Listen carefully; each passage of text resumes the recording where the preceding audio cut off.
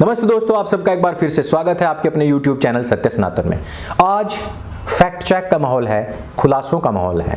आज हम काफी सारी ऐसी बातें आप लोगों को बताने वाले हैं, उनके पीछे के गूढ़ रहस्य भी आप लोगों को बताने वाले हैं, जो कि सोशल मीडिया पर छाए हुए हैं एक दूसरे को बदनाम करने के लिए। लेकिन उससे पहले एक खुशखबरी कि हमारा सबसे पहला लॉट हमारी तरफ से रवाना हो चुका है, जो हमने आपको प्राउड टू बी सनातनी टी शर्ट के बारे में आपको जानकारी दी थी। यह टी शर्ट आप जितना जल्दी हो सके ऑर्डर करें। अगर आपको भी सनातनी होने पर गर्व महसूस होता है, अगर आपको सत्य सनातन का पार्ट होने पर गर्व महसूस होता है, यह टी शर्ट समाप्त होने के बाद में हम कोई नया डिजाइन, दूसरा डिजाइन लेकर के आएंगे। इसका बहुत ही कम लॉट बचा हुआ है, आप इसको जल्द से जल्द बुक करें। बुक से मुझे याद आया कि सनातन हाट पर हम अब आर्ष साहित्य भी लेकर के आ चुके हैं। आपकी मनपसंद पुस्तक अब आपको वहीं पर मिल जाएगी और 500 रुपए तक के ऑर्डर पर हम फ्री शिपिंग भी दे रहे हैं। इससे नीचे यदि आप बुक्स का ऑर्डर करते हैं तो उस पर आपको शिपिंग चार्जेस देने पड़ेंगे। तो इस जानकारी के साथ ही हम आगे बढ़ते हैं। आज बहुत सारी ऐसी बातें हुई जिससे कि समाज को गुमराह करने का प्रयास किया गया, जिसमें कि दावोस में प्रधानमंत्री नरेंद्र मोदी के टेलीप्रॉम्प्टर से लेकर के मध्य प्रदेश में मुसलमानों के घर तोड़ने तक की, उत्तर प्रदेश में किस प्रकार से गैंगस्टर्स की वापसी हुई है समाजवादी पार्टी में, उसके विषय में भी बात करेंगे। हम बात करेंगे किस प्रकार से एक नशेड़ी व्यक्ति को मुख्यमंत्री कैंडिडेट बनाया गया है आम आदमी पार्टी की तरफ से। चन्नी के आस पड़ोस घर वालों, रिश्तेदारों के ऊपर पड़ गए हैं छापे, और भी बहुत सारी बातें। इन सभी फैक्ट चेक पर हम धीरे धीरे बात करते हैं एक एक करके। सबसे पहले मध्य प्रदेश में एक ट्वीट आया और उसके बाद में झड़ी लग गई कि देखिए किस प्रकार से मुसलमानों के घर तोड़े जा रहे हैं। अब ये जो घर तोड़ा जा रहा है शब्द है, यह अपने आप में ही बेहद डरावना है, और डरी हुई कौम तो ऑलरेडी डरी हुई है ही। मुसलमानों ने भी लगातार इस ट्वीट को धड़ाधड़ चेपना शुरू कर दिया। लेकिन थोड़ी देर के बाद में जब फैक्ट चेक धीरे धीरे सामने आने लगे तो पता लगा कि यह एक चाइनीज मांझा व्यापारी था। चाइनीज मांझा जो कि भारतवर्ष में पूरी तरीके से बैन है, और इस मांझे से कट करके एक महिला की मृत्यु हो चुकी है मध्य प्रदेश के अंदर। अब जिस घर के ऊपर बुलडोजर चला था, जानकारी यह मिली कि यह अवैध निर्माण था, इस वजह से उसको तोड़ा गया। लेकिन फिर भी कहा जाता रहा कि भाई किसी की मौत हो तो हो, लेकिन किसी का घर नहीं टूटना चाहिए अगर वो मुसलमान है। और इसमें बढ़ चढ़ करके भूमिका अदा की आपके दिलों में बसने वाली साइमा ने। लेकिन थोड़ी देर के बाद में पता लगता है कि साइमा जो आपके दिलों पर राज करती है रात को 9 बजे के बाद में, वह रेडियो जोकर तो आखिरकार खतनाधारी ही निकली। इसने जितना झूठ फैलाया, इससे कितना नुकसान हुआ, इस बात का तो आंकड़ा हमारे पास में नहीं है। लेकिन जब सच्चाई सामने आई तो यह तुरंत ही अपना ट्वीट डिलीट करके वहां से भाग गई।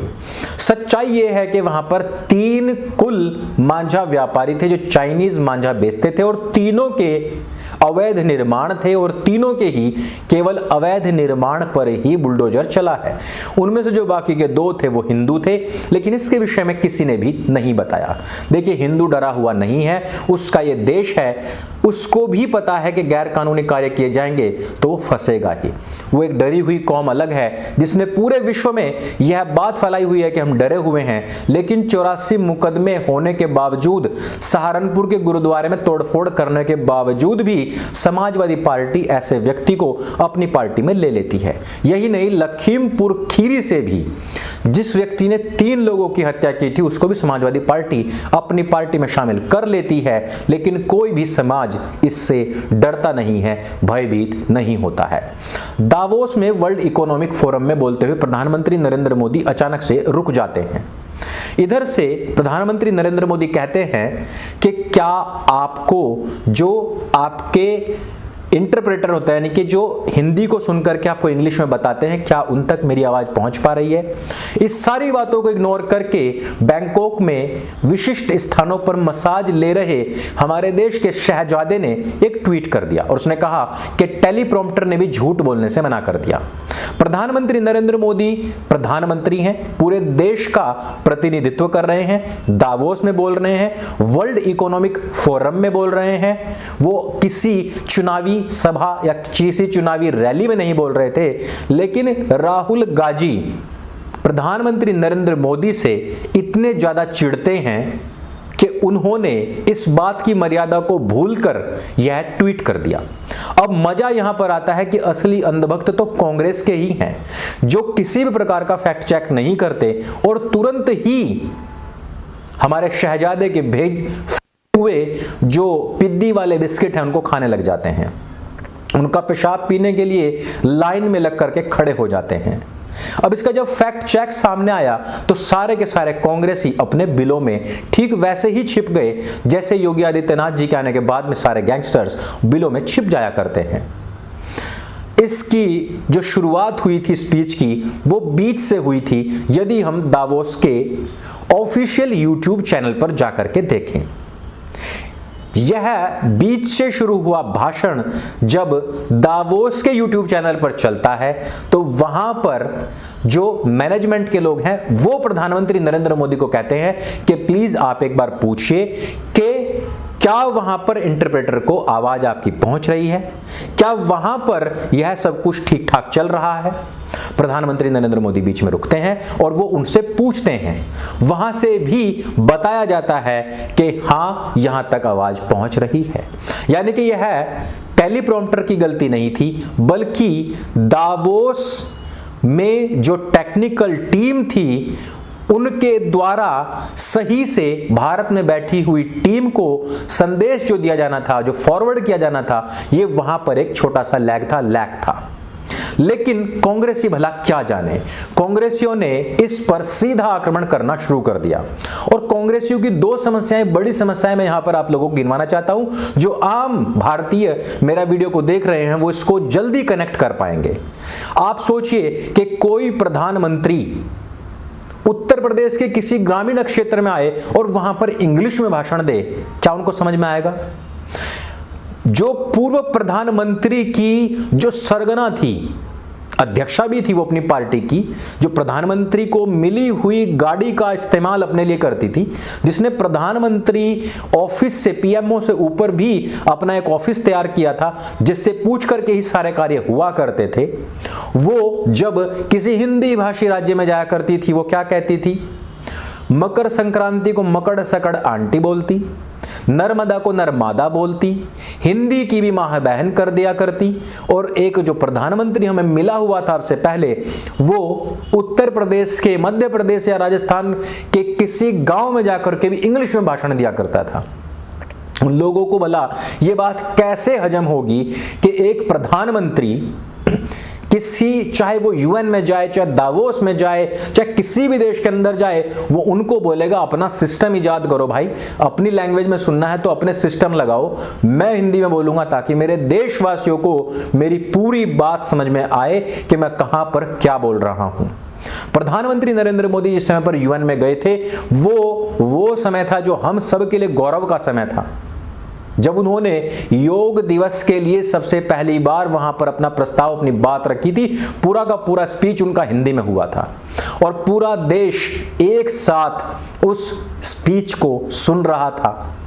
सब लोगों की वो बात समझ में आई।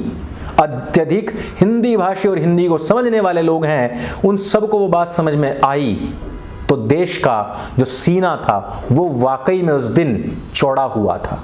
लेकिन एक शहजादे जिनको खुद बात करनी भले ना आए, जिनके 100 से ज्यादा ऐसे वीडियोस आपको मिल जाएंगे जिसमें कि वो बोलना चाहते हैं कुंभाराम लेकिन बोलते हैं कुंभकर्ण, जहां पर उनके जो इंटरप्रेटर हैं वो ही उनकी बात नहीं समझ पाते, जहां पर वो खुद भी ऐसी ऐसी बातें करते हैं कि आपको खुद ही समझ ना आए, समझने के बजाय आप उल्टा उस पर हंसने लग जाएं।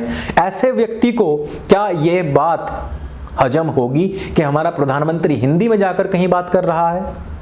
यह सारे खुलासे हमें दावोस के YouTube चैनल पर देखने के बाद में पता लगते हैं, वहां से हमें इस पूरी जानकारी मिलती है। और इस कार्यक्रम के बाद में जो दावोस है उसने प्रधानमंत्री नरेंद्र मोदी और भारत के विषय में क्या कहा, यह भी जानना अत्यंत आवश्यक था, लेकिन उसके विषय में कोई भी कांग्रेसी बात नहीं करेगा।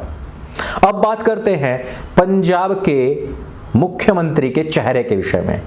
भगवंत मान एक ऐसी जबरदस्त पर्सनैलिटी जो कभी भी नशे से बाहर नहीं निकलती, इवन शराब पीकर वो संसद भवन में बैठे रहते हैं। लेकिन आम आदमी पार्टी का कहना है कि वो 96% लोगों की मांग है। वो व्यक्ति जो फ्लाइंग किस करते करते जमीन पर गिर जाए, वो व्यक्ति जो अपनी सभाओं में बिल्कुल टल्ली होकर के जाए, वो व्यक्ति जो जिस गाड़ी पर बैठ करके या चल करके वो लोगों के बीच पहुंचता है उसी पर लगे हुए फूल चबाने लग जाए, ऐसे व्यक्ति को पंजाब का सीएम बनाया जाएगा, ऐसा आम आदमी पार्टी ने कहा है। ये तो मजेदार बात है। यहां दिल्ली के अंदर हर गली हर कूचे में शराब की दुकान जो खुल रही हैं, हो सकता है कि इसके पीछे भी कहीं ना कहीं इसी शराबी व्यक्ति का हाथ हो। जिस प्रकार से हमने अभी तक देखा था कि उड़ता पंजाब ही है, उसको उड़ता सीएम भी मिलने वाला है। दिल्ली को भी ठीक उसी प्रकार से उड़ती दिल्ली बनाने के प्रयासों में आम आदमी पार्टी की सरकार लगी हुई है। आपका इस विषय पर क्या कहना है, यह हमें नीचे कमेंट करके जरूर बताइएगा। क्या रिमोट से चलने वाली सरकारें हमारे देश का उद्धार कर पाएंगी, और क्या दावोस में कोई केवल भाजपा का नेता बोल रहा था या भारत का प्रधानमंत्री, और उस पर कांग्रेस ने जो टीका टिप्पणी की उस पर आपके क्या विचार हैं, हमें नीचे कमेंट करके जरूर बताइएगा। अब सनातन हाट पर ना केवल आपकी जो मन पसंदीदा टी शर्ट हैं वो, बल्कि आर्ष साहित्य भी उपलब्ध हो चुका है। उसके विषय में भी आप हमें अवश्य बताएं कि यह कदम आपको कैसा लगा। मेरे संग बोली सत्य सनातन वैदिक धर्म की जय। जय हिंद, वंदे मातरम।